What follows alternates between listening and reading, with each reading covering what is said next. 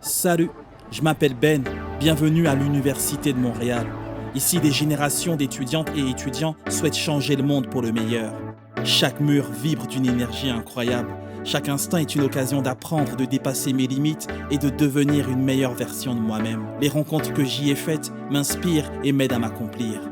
C'est ici, à la faculté de médecine, que j'ai décidé de forger mon destin. C'est là que je vais réaliser mon rêve, prêter le serment d'Hippocrate et devenir médecin. Mais parfois, la réalité peut te rattraper. Les défis liés à la diversité et aux barrières systémiques peuvent te faire douter. Tiens, un café pour te changer les idées. Tu sais, Ben, tu pourrais parler avec des gens qui ont passé par un parcours similaire. Peut-être qu'ils pourront t'inspirer et t'éclairer dans tout ça. Et puis, il y a eu ces rencontres avec les profs, des discussions qui ont éclairé mon parcours et m'ont donné du courage. Qu'est-ce qui m'a motivé à continuer quand je suis rentré en médecine? Alors, je pourrais d'abord vous dire que sur 160 étudiants que nous étions, j'étais le seul étudiant afro-canadien de ma classe. De mon temps, ça se comprenait parce que partout, il y avait peu de diversité, mais maintenant, Montréal, le Canada, le Québec sont devenus très divers avec beaucoup d'immigration.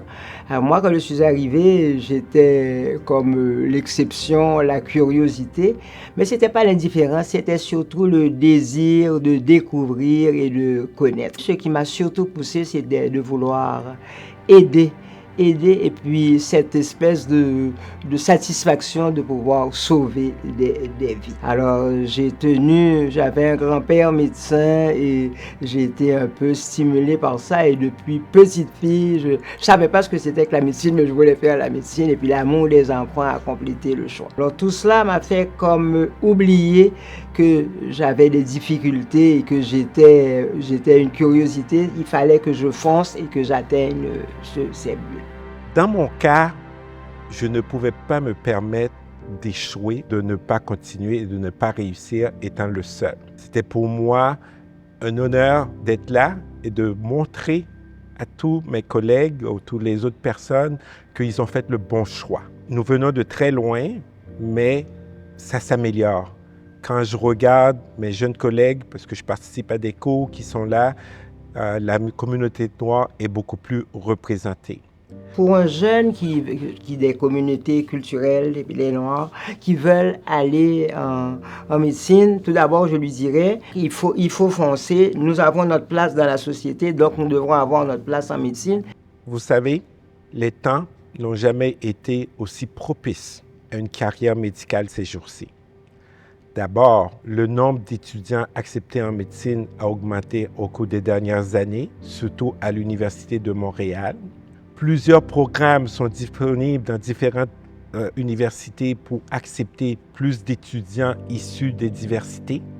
Et c'est à nous d'utiliser cette opportunité et de prendre notre place. Nous avons notre place dans le domaine de la médecine. Nous avons notre place dans les écoles de médecine. Et cette place en médecine, elle est importante pour le jeune qui veut réaliser son rêve, qui veut être médecin, qui veut aider la société, mais c'est important aussi pour la société immigrante. Et même certaines spécialités, je veux parler pour les Noirs, en dermatologie, c'est très compliqué d'avoir un dermatologue qui n'a jamais vu de peau noire. Alors je pense que la place des Noirs est là, et pour leurs valeurs.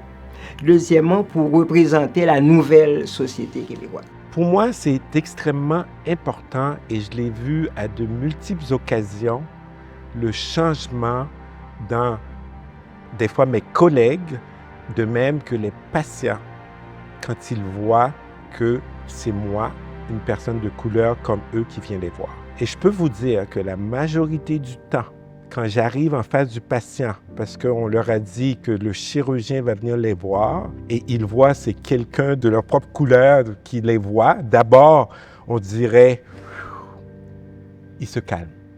Et en plus, si jamais je peux leur parler en créole, si ce sont des Haïtiens, alors là, la confiance est absolue. Et souvent, le résultat est beaucoup mieux. J'arrive à avoir une histoire plus précise. J'ai cette confiance parce que s'il y a quelque chose qui fonctionne pour donner les meilleurs soins aux patients, c'est la relation patient docteur, surtout qu'on est sûr qu'on est capable de communiquer et de bien se comprendre.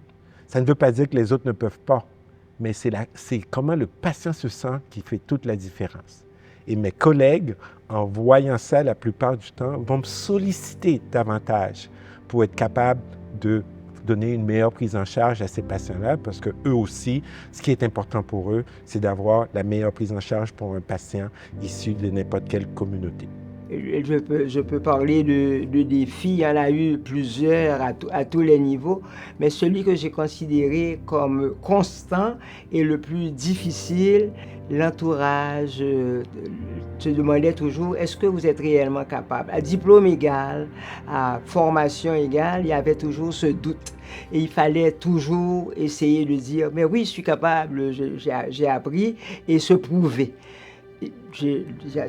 Parfois, c'était difficile parce que tu arrives avec ta préparation, tu as déjà un stage, tu as appris à faire quelque chose, tu arrives pour le faire et tu sens le point d'interrogation et le doute, est-ce qu'elle est réellement capable? Pour les jeunes du secondaire qui vont avoir des défis aussi, il faut qu'ils s'accrochent à leurs rêves.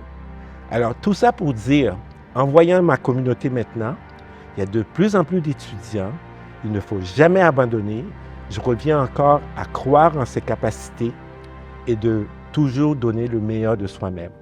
Et je m'attends que dans les années à venir, il va y avoir encore de plus en plus d'étudiants des communautés visibles qui vont être acceptés en médecine.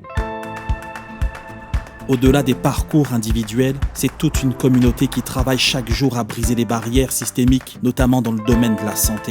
Les initiatives collectives, les mentors, les organismes communautaires militent chaque jour pour des opportunités égales au sein de la société québécoise. La représentation des Noirs en médecine, ce n'est pas seulement l'histoire d'un individu, mais celle d'un mouvement qui œuvre pour que chacun, chacune ait la chance de réussir. Grâce à ces actions concertées, ensemble, nous ouvrons la voie à un avenir plus inclusif. Aujourd'hui, la représentativité des étudiants noirs est un réel enjeu à travers le Canada dans le domaine de la santé. Donc, ce n'est pas un problème qui est restant au Québec. Et dans ce domaine-là, le partenariat entre différents organismes communautaires a permis de commencer à faire bouger les choses. Commencer seulement, parce que c'est un travail de longue haleine. Et parmi les organismes qui sont engagés, déjà, vous les connaissez, hein, pour n'en nommer que quelques-uns, l'Association médicale des Noirs du Québec, le Sommet Jeune Afro, la Black Community Resource Center, la Jamaican Association of Montreal, pour n'en citer que quelques-uns, encore une fois. Alors, tous ces organismes-là œuvrent, travaillent ensemble, la main dans la main, pour faire bouger les choses. Alors, nous attendons que les communautés noires continuent à soutenir ce travail-là et à œuvrer dans le même sens.